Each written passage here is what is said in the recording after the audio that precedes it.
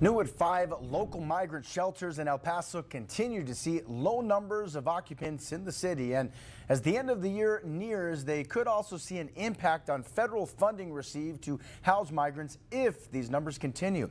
ABC 7's Heriberto Perez joins us live from the border with more. Heriberto.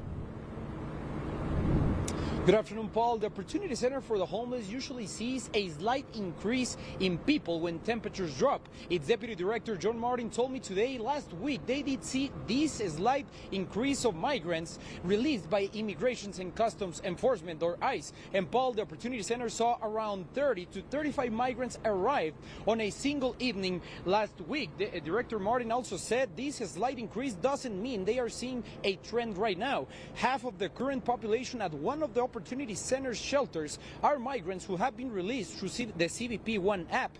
But the center is dealing with a unique situation because they are seeing people coming from Middle Eastern or Asian countries. I asked Director Martin if they expect to see large numbers coming in soon. He said no because of this. Take a listen.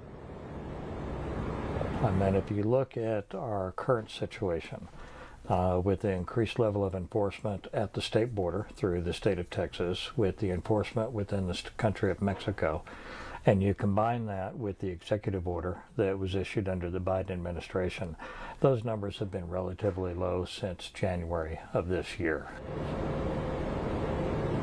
And Paul, Stephanie, Deputy Director Martin and I also talked about the impacts or the possible impacts President-elect Trump's proposed massive deportations could have on local shelters next year. I will show you what he told me tonight on ABC 7 at 6.